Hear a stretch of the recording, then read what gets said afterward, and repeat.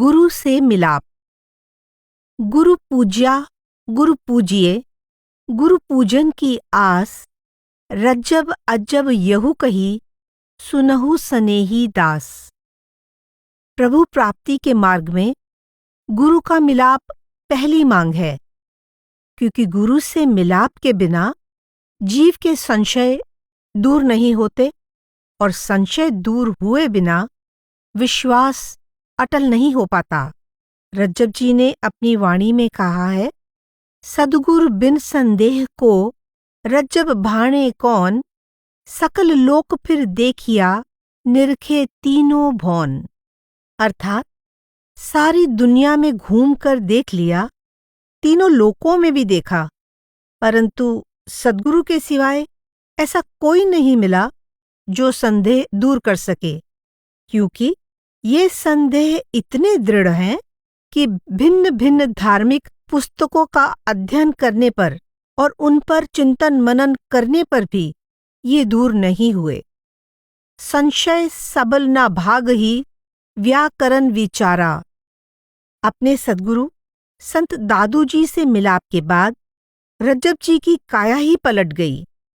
संत दादू ने अनंत कृपा करके उन्हें प्रभु भक्ति का गूढ़ ज्ञान दिया और आंतरिक साधना की युक्ति समझाकर उन्हें अपने शिष्य के रूप में स्वीकार कर लिया।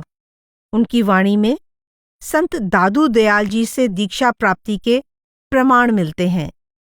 रज्जब शिष्य दादू गुर दिन्हा दीरघ ज्ञान, तनमन आत्म ब्रह्म का समझिया सब सु स्थान।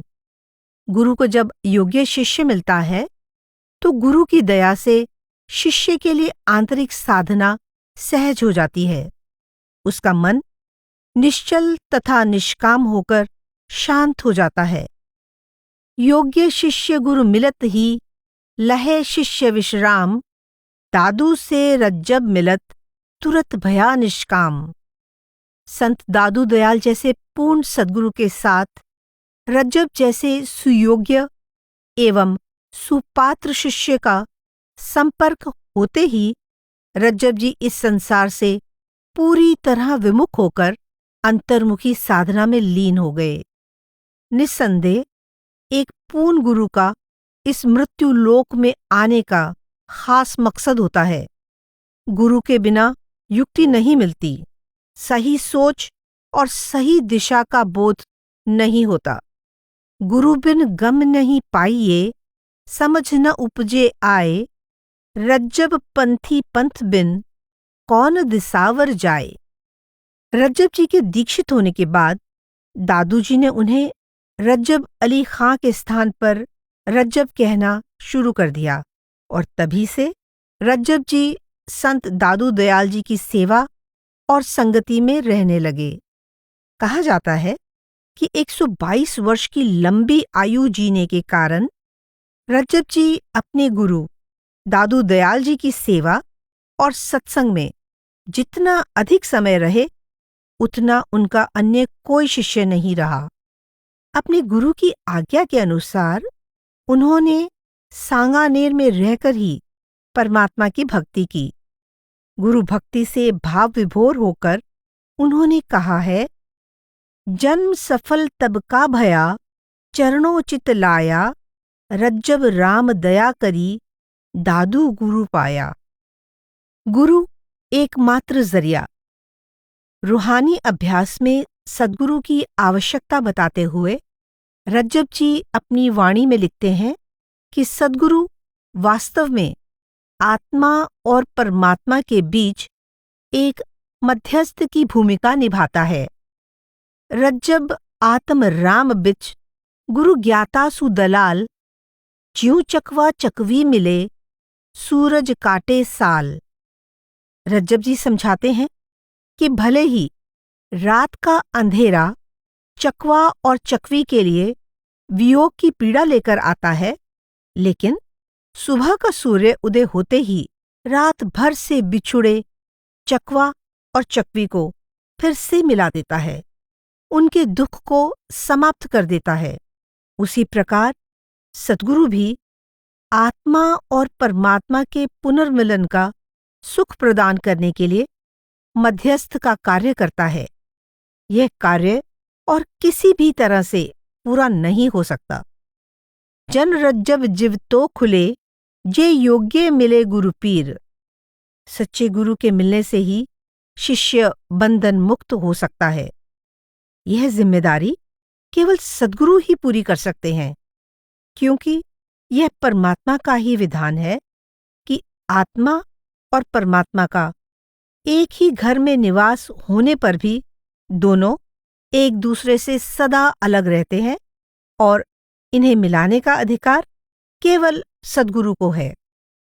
क्वारे आत्म राम पीर परनाव ही, यहू इन्हीं का काम इन्हू के आव ही। सद्गुरु शोध शरीर करे जीव को जुदा। इस संदर्भ में रज्जब जी उदाहरण देकर समझाते हैं कि जब तक गुप्तचरों के द्वारा शत्रु के ठिकानों का सही सही सुराग नहीं लगा लिया जाता, तब तक हाथी घोड़ों पर सवार सैनिक भी सही ठिकाने पर आक्रमण नहीं कर सकते।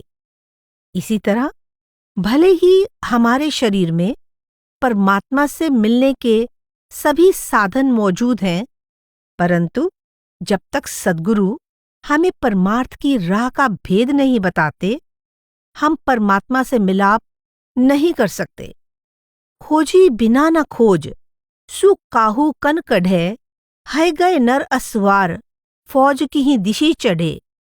संत सद्गुरु परमात्मा के पुत्र हैं। परमात्मा के ये पुत्र संसार में जीवों को परमात्मा से मिलाने का व्यापार करने आते हैं। पूरे पीर दलाल सु इही सौदे सदा। उनके पास नाम की नाव होती है। वे संसार सागर में डूबते हुए जीवों को उसमें चढ़ाकर पार लगा देते हैं। उनके इस महान उपकार की महिमा गाने के लिए शब्द भी कम पड़ जाते हैं। नाम नाव साधु कने, बूढ़त ले ही चढ़ाए। महिमा उस उपकार की रज्जब कही न जाए।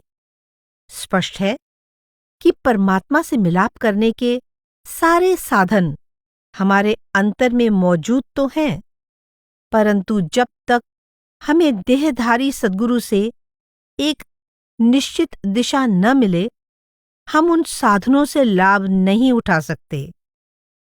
वक्त के गुरु की आवश्यकता।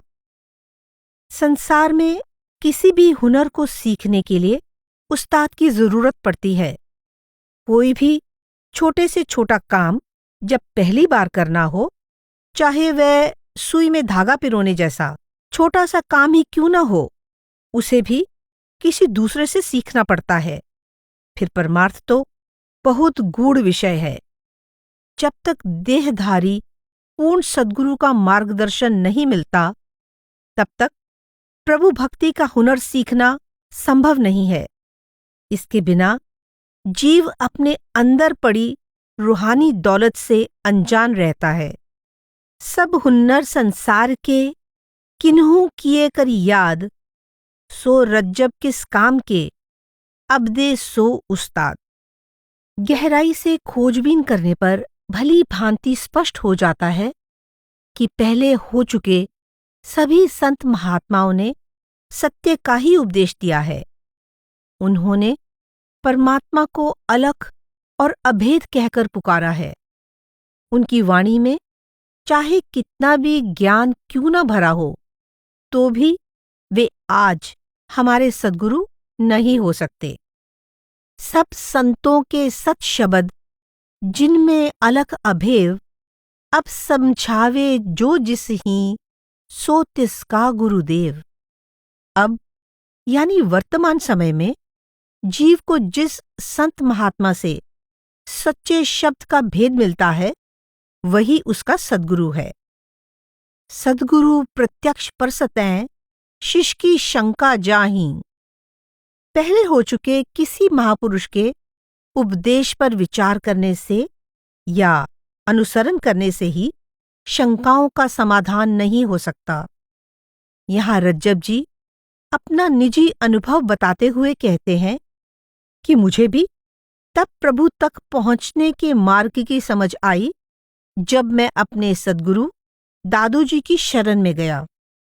तभी प्रभु की भक्ति में लीन होने पर मुझे विषय विकारों से छुटकारा मिला। गुरु दादू सौ गम भई समझिया सिरजनहार, रज्जब राते राम से छूटे विषय विकार। जीव इस संसार में अनेक प्रकार के भयानक कष्ट भोग रहा है। कभी शरीर साथ नहीं देता तो कभी मन की व्याधियां परेशान करती हैं। ऐसे में जीव के उपचार का क्या साधन हो? ऐसी भयंकर व्याधियों का उपचार करने वाला और इस दर्द और पीड़ा से छुटकारा दिलाने वाला अगर कोई है तो वो है वक्त का पूर्ण सद्गुरु। तन मन शिश रोगी भये, वैद्य मिले गुरु आए, जन रज्जब सुहकीम हद, जासों व्यथा विलाए। देहधारी सद्गुरु ही जीव के लिए जीता जागता आदर्श बनकर कदम कदम पर उसका मार्गदर्शन करता है। गुरु का व्यवहार शिष्य के लिए प्रेरणादायक होता है और संत जो उपदेश देते हैं उसका स्वयं उदाहरण बनकर दिखाते हैं। सच्चे संत सदाचार पूर्ण जीवन व्यतीत करते हैं, सदैव नाम चिंतन में मग्न रहते हैं। ऐसे गुरु के केवल दर्शन मात्र से ही हृदय आनंद से झूम उठता है। सांचे साध रहत सादी गति, सकल लोक में सारे, नाम प्रताप प्रपंच न माने, शत दर्शन सौ न्यारे। भज भगवंत भेष सब त्यागे, एक सांच के गारे, जिनके दर्श परस सुख उपजे, सो आए चल द्वारे। इसी संदर्भ में रज्जब जी यहां तक कह देते हैं, रज्जब रहिए संग तिन, विविध बहानों लार। भाव, ऐसे संत की संगति अनेक बहाने बना बना कर करनी चाहिए। गुरु कैसा होना चाहिए? हमारे सामने सबसे बड़ा प्रश्न उठता है कि गुरु की पहचान क्या है? अनेक मत प्रचलित होने से किसी साधारण व्यक्ति के लिए यह निर्णय करना मुश्किल हो जाता है कि असली गुरु कौन है। पूर्ण गुरु के लक्षण बताते हुए रज्जब जी ने कहा है, दुर्बल देही दीन मत, रहे राम के संग, जन रज्जब जग सौ जुदे, ये संतन के अंग। शारीरिक बंधनों में न बंधा होना, विचार में दीनता होना, सांसारिक भावनाओं से अलग रहते हुए निरंतर नाम सुमिरन द्वारा राम के संग रहना, यही संतों के लक्षण हैं। साधु हृदय शून्य सम, मुक्ता मल न रहाए। यानी संत का हृदय आकाश के समान होता है। जैसे आकाश सभी मलिनताओं से मुक्त रहता है, इसमें कोई मैल नहीं रहता, वैसे ही संत का हृदय सब दोषों से रहित होता है। फिर संत के हृदय की तुलना सूर्य से करते हैं। जैसे सूर्य में पृथ्वी का प्रतिबिंब नहीं पड़ता, वैसे ही संत के हृदय में विषय वासना, आशा नहीं रहती। साधु दिल सूरजमयी, प्रतिबिंब पड़े सुनाही। सच्चा गुरु देह में रहते हुए भी विधेय होता है, मन और इंद्रियों के संग रहते हुए भी इनके अधीन नहीं होता। तन माही तन तै जुदा, मन माही मन दूर, इंद्रियों माही अलाहिदा, रज्जब साधु शूर। वह संसार में रहते हुए भी इससे न्यारा रहता है और भजन सुमिरन में पूरी तरह से दृढ़ हुआ हमारे लिए आदर्श रूप होता है। वह किसी भी प्रकार के बाहरी अनुष्ठान और भेष का समर्थन नहीं करता, बल्कि केवल उस एक का ही गुणगान करता है। ऐसा सद्गुरु शोधर कीजे, जाकी संगति युग युग जीजे, धर्म कर्म धोखा धुर तोड़ै, तीर्थ व्रत रहित ल्यो जोड़ै, निष्कामी नौखंड नियारा, सुमिरन व्रत निवाहन हारा। निरपक रहे राम गुण गावे, भरम भेष पक प्रीति न लावे। सच्चा सद्गुरु शब्द रूप गुरुदेव यानी निराकार शब्द यानी नाम का प्रकट रूप होता है। गुरु की दात। सद्गुरु की शरण मिलने पर हमारी दिशा और दशा दोनों बदलने लगते हैं, क्योंकि सुखदाता दुख भंजता, जन रज्जब गुरु साध। जीव की तैयारी। गुरु का पहला कार्य जीव को परमार्थ के लिए तैयार करना है। जैसे एक कुशल कुम्हार मिट्टी को घड़े का रूप देता है ताकि उसमें जल भरा जा सके, वैसे ही सद्गुरु अपने सेवक को इस प्रकार गढ़ता है ताकि वह परमार्थ के सार को ग्रहण करने योग्य हो जाए। गुरु ज्ञाता प्रजापति, सेवक माटी रूप, रज्जब रज सौ फेर कर, घड़ ले कुंभ अनूप। गुरु एक शिल्पकार की तरह शिष्य को बड़े यत्न से गढ़ते हुए संवारता है। रज्जब शिष्य सद्गुरु गढ़े। यह कार्य वक्त का गुरु ही कर सकता है। वह जीव के धार्मिक आडंबरों तथा कर्म कांड के भ्रमजाल को तोड़ देता है। जीव को तीर्थ व्रत आदि बाहरी क्रियाओं से निकालकर उसे आंतरिक साधना की ओर प्रेरित करता है। जीव को दीर्घ दात यानी दीक्षा। सच्चा गुरु अपने शिष्यों को शरीर के अंदर ही वह दीर्घ दात यानी दीक्षा देकर मार्ग बता देता है, जिसका अनुसरण करके उनकी आत्मा परमात्मा के पास पहुंच जाती है। इस ज्ञान के बिना नाम शरीर में होते हुए भी सुप्त अवस्था में रहता है। इस भवसागर को पार करने के लिए शब्द ही एकमात्र बेड़ा है। नाम शब्द निज नाव है, समुद्र रूप संसार। परंतु सद्गुरु रूपी मल्लाह के बिना न बेड़े पर चढ़ा जा सकता है और न ही पार जाया जा सकता है। रज्जब गुरु खेवट बिना चढ़े न पहुंचे पार। यह वही शब्द मार्ग है जिसे परमात्मा ने अनादिकाल से हमारे अंदर अपने साथ मिलाप के साधन रूप में रखा है। तन मन में मार्ग मिल्या, सद्गुरु दिया दिखाए, जन रज्जब रमी राह उस, परम पुरुष कने जाए। जैसे दर्जी दो कपड़ों को सुई धागे के साथ सिलकर एक कर देता है, उसी प्रकार गुरु दर्जी सुई शब्द सद्गुरु शब्द की सुई से आत्मा को परमात्मा के साथ मिला देता है। रज्जब जी कहते हैं कि जो कुछ भी हमें माता पिता से प्राप्त होता है वह सब नाशवान है, वह यहीं का यहीं रह जाता है। लेकिन जो नाम की दात सद्गुरु प्रदान करते हैं वह सदा जीव के साथ रहती है। उनकी बख्शी हुई नाम की दात कितनी अनमोल है, इसकी हम कल्पना भी नहीं कर सकते। आंतरिक अभ्यास में कुछ उन्नति होने पर ही इसकी महानता का अनुमान लगाया जा सकता है।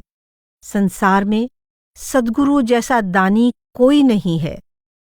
मात पिता का दान ले, दिया सबन का भंग, जन रज्जब जीव में जटिया, युग युग गुरुदत्त संग। जीव की संभाल। सद्गुरु अपने शिष्य का हर तरह से ध्यान रखते हैं और हर शिष्य को भी अपने सद्गुरु की दया मेहर का अनुभव होता है। कछुई अपनी दृष्टि से, कूंज अपने ध्यान से और अन्य पक्षी अपने पंखों की गर्मी देकर अपने अंडों से बच्चे पैदा करते हैं। किंतु सद्गुरु की ऐसी अनुपम दया है कि वह अपने शिष्य की संभाल दृष्टि द्वारा, ध्यान द्वारा और संगति द्वारा अर्थात इन तीनों साधनों द्वारा करते हैं। कछी चखी कूंजी सुरत, अन्य पंखी पंखवाए, त्रिविधि अंड ज्यों गुरु शिष्य हूं, रज्जब निपजे भाए। जीव की काया पलट। सद्गुरु जीव को साधारण अज्ञानी मनुष्य से ज्ञान संपन्न बना देते हैं। ऐसा माना जाता है कि जिसके ऊपर हुमा नाम के पक्षी की छाया पड़ जाए, वह अति निर्धन होने पर भी बादशाह बन जाता है। बावने चंदन की सुगंधि से वन के अन्य वृक्ष चंदन बन जाते हैं और पारस के स्पर्श से लोहा सोना बन जाता है।